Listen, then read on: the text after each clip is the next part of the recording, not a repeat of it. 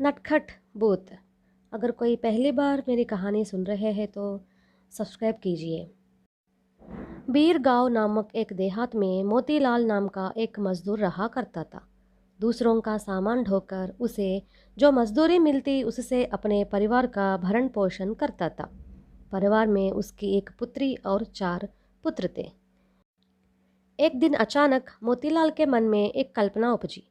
उसने सोचा कि यदि अचानक उसे कहीं से भारी धन संपत्ति हाथ लगे तो बैठे बिठाए वह अपना शेष जीवन आराम से व्यतीत कर सकता है। यह रोज काम और काम से मैं परेशान हो गया हूँ। इस तरह का सोच आते ही उसे अपनी कमाई से विरक्त पैदा हो गई। मोतीलाल ने अनेकों के मुंह से यह सुन रखा था कि बीरगांव की दक्षिण दिशा में दौलतपुर के जंगल में भूतों का निवास था। उसने किसी भांति भूतों से दोस्ती करके उनकी मदद से करोड़पति बनने का निश्चय किया। एक दिन मोतीलाल आधी रात को ही उठकर दौलतपुर के जंगलों की ओर चल पड़ा। जंगल में प्रवेश करने के बाद थोड़ी ही दूर पर एक विशाल बरगद का पेड़ दिखाई दिया, जिसकी अनगिनत जटाएं जमीन को छू रही थी। उसने देखा कि एक भूत एक जटा को पकड़कर झूल रहा है। साहस बटोरकर मोतीलाल बरगद के नीचे पहुंचा और भूत को नहीं देखने का स्वांग करते हुए जोर जोर से रोने लगा। उसका रोना सुनकर भूत जटा पर झूलना छोड़ दिया और उसके आगे कूद पड़ा और उसको सांत्वना देते हुए पूछा, जल्दी बताओ, तुम पर कैसी विपत्ति आई? जो विपत्ति में काम आए वही सच्चा मित्र है। मैं तुम्हारी भरपूर सहायता करूँगा। मोतीलाल ने और भी जोर जोर से रोते हुए कहा, मैं क्या बताऊं? मेरा परिवार बहुत ही बड़ा है। मैं बहुत ही दीनहीन और असहाय व्यक्ति हूँ। मेरे पास कमाई का कोई सहारा नहीं है और मेरे बाल बच्चे भूखे मर रहे हैं। यह करुण कहानी सुनकर भूत को दया आ गई। उसने हवा में अपना हाथ लहराया। स्वर्ण मुद्राओं से भरा एक स्वर्ण घड़ा उसके सामने आ गया, जिसे मोतीलाल को देते हुए उसने कहा, इस पात्र को लेकर तुम सीधे पूर्व दिशा में चली जाओ। डरना नहीं। जब मेरी मदद की ज़रूरत हो तो बेहक चले आना। तुम्हारी मदद करने से मुझे संतोष होगा।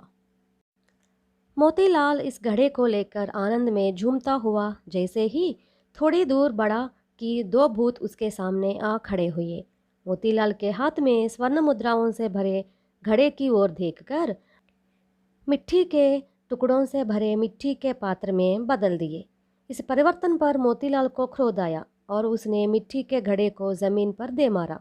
दोनों भूत मोतीलाल की इस हरकत को देखकर हंसते हुए एवं छला कूद कर अचानक गायब हो गए। उसके बाद मोतीलाल दुखी होकर घर लौटा।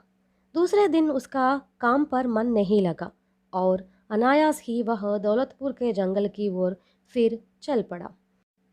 मोतीलाल ने भूत को सारा वृत्तांत बतलाया।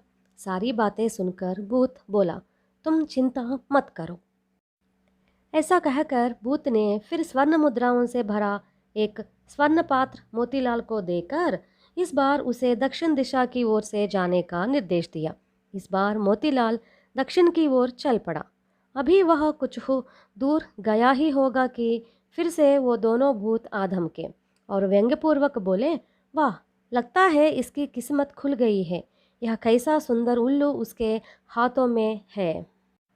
और सचमुच ही दूसरे ही क्षण मोतीलाल के हाथों में स्वर्ण कलश की जगह एक सुंदर उल्लू नजर आया। उसे देखते ही मोतीलाल सिहर उठा और उसने उल्लू को दूर फेंक दिया। दोनों भूत भी हंसते हुए गायब हो गए। मोतीलाल के दुख का परावार न था।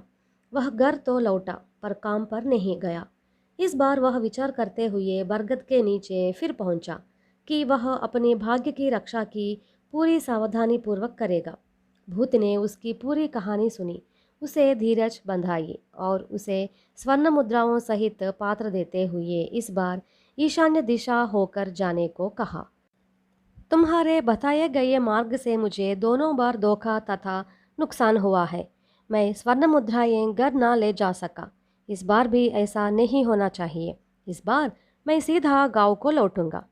इस बार भूत ने भी क्रोधावेश में आकर कहा, मुसीबत में फंसे लोगों की मदद करना मेरा शौक़ है, किंतु मेरे जो दोनों दोस्त तुम्हें दिखाई देते हैं, उनका शौक़ मुझसे सहायता प्राप्त दुखियों को रुलाना है। इसलिए जिस दिशा में मैं तुम्हें जाने को मैं कहता हूँ, अगर तुम नहीं जाते तो वे दोनों मित्र बहुत ही दुखित होंगे। उन्हें मैं दुखित नहीं देख सकता। हम तीनों जिगरी दोस्त हैं। अगर तुम ईशान्य दिशा से होकर नहीं जाओगे तो मैं उन्हें यहीं पर बुला देता हूँ। यह कहकर परोपकारी भूत अदृश्य हो गया। तभी दोनों नटखट भूत वहां पर हाजिर हुए। मोतीलाल के हाथ के स्वर्ण पात्र तथा मुद्राओं को राख में बदल दिया और चिल्लाते हुए बरगद पर चढ़ गए। मोतीलाल डरा नहीं। अब उसे भूतों का नाटक समझ में आ गया।